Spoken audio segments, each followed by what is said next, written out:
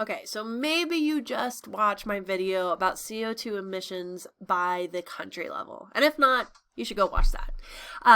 But now I'm kind of narrowing it down to the United States and looking at CO2 emissions by state. And just like on the country video, I'm going to look at it on two scales, both the total scale as well as the per capita scale. Now, at the end of the day, honestly, this probably doesn't matter too much. In the United States, for the most part, most of our environmental regulations related to carbon dioxide emissions are set at the federal level. Now, states can make their own regulations that are more strict, but that has even had its own issues as well.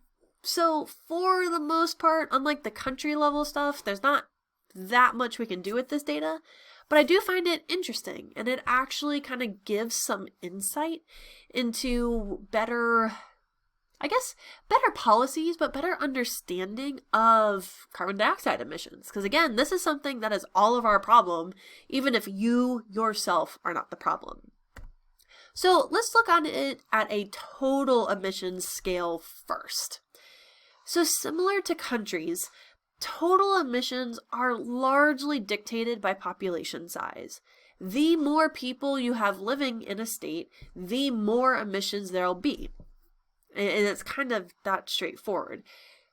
When we're looking at the country scale, a big impact too was industrialization. Had that country industrialized yet? In the United States, we're pretty much all industrialized. So it's really just going to be dependent on our population. So it shouldn't be surprising that Texas, California, and Florida have the highest total emissions because these are also the states that have the highest populations. Now, it's not a one-to-one scale though. Population is not the only dictator. But for the purpose of this video, that's all we're really going to talk about with this slide, is just total emissions. Texas is the lead, and by a lot, nearly double second place of California. But Texas does not have double the population of California. In fact, actually, you know what? I don't want to lie to you yet. I'm gonna bring you real-time populations of these two states. And if I was more prepared, I would have done this beforehand, but I wasn't. So here we are. So if we look at the rankings of our populations. Oh, interesting. So I wasn't wrong when I said Texas, California, and Florida have the highest populations, but interestingly, California has a larger population than Texas.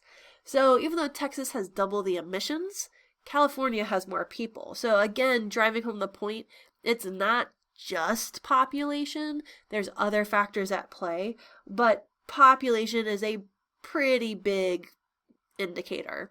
In case you're curious, New York is 4th on this graph. New York looks like 9th, followed by Pennsylvania, Illinois, Ohio, Georgia. So for the most part, it's similar, right? I just listed the top 8 states, and they're found within like the top 10 of our total emitters. So that makes sense.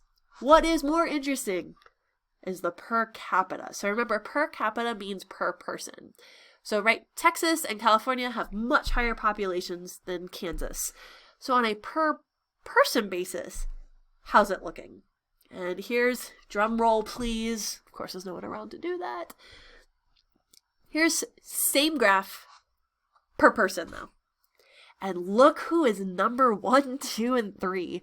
Probably states you didn't know about.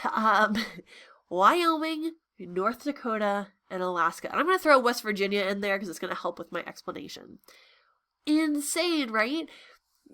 Again, states you wouldn't have assumed.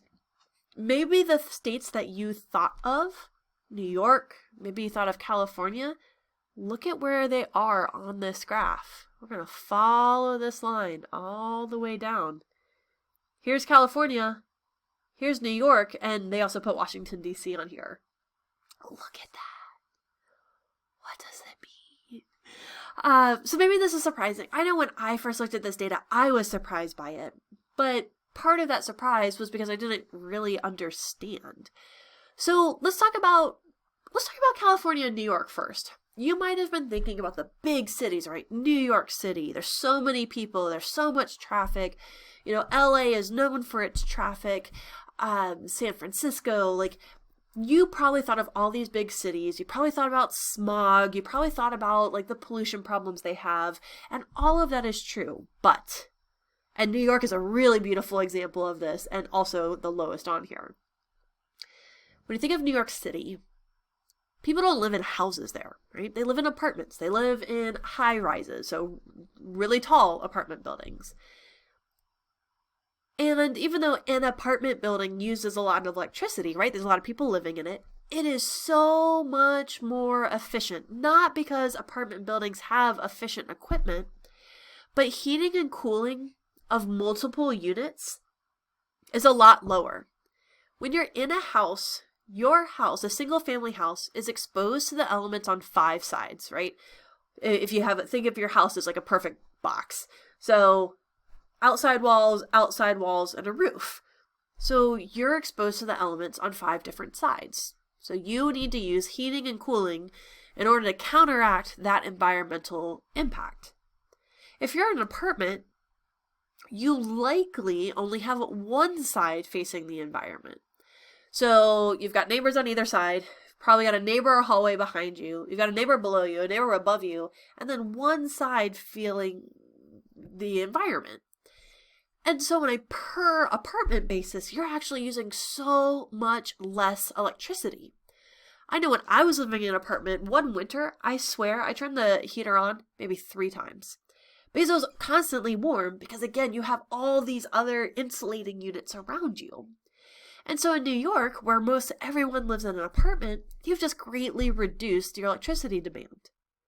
Also, in really large cities, having your own individual car is kind of rare. Everyone is using public transportation or walking or biking.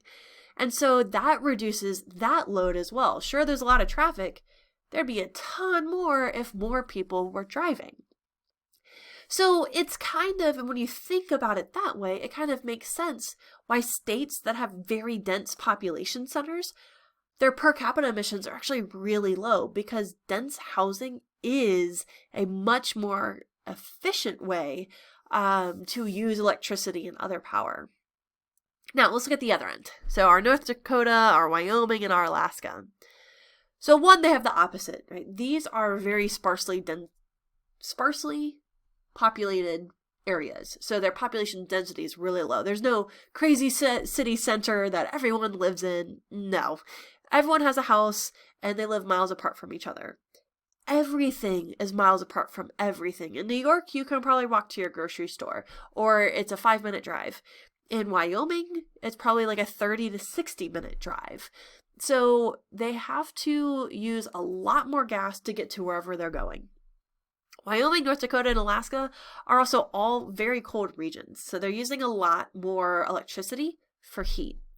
And finally, very similar to the UAE and Qatar, is that these 3 states are huge coal, and I'll use West Virginia too, coal states, oil states, and natural gas states. Again, why would you invest in renewable energy when you have this great electricity source literally in your backyard? Electricity is cheap in these areas, and there's little incentive to go renewable, understandably. So they have more of an electricity burden because it's not densely populated. They have more of a transportation burden because it's not densely populated. And they have access to fossil fuels, and they use them a lot because they can. So it's very interesting when you look at this per capita. Now, again, within the United States, you're not really going to see state-by-state emissions standards. It's kind of a nationwide standard, but it is still interesting to kind of understand the different mechanisms at play that are going to kind of control and dictate your emissions. And by understanding those, then we might be able to better predict, better plan, and maybe even better regulate our emissions here in the United States. So at the end of the day, like, it's the United States as a whole needs to pay attention to their emissions. We are declining. That came from the country video. Our emissions are declining, which is great. We can do better though, but we're doing great. We should recognize the good work we're doing. And it's also important for us to kind of work with other countries too, to kind of help them improve as well. Because at the end of the day, this is a global issue.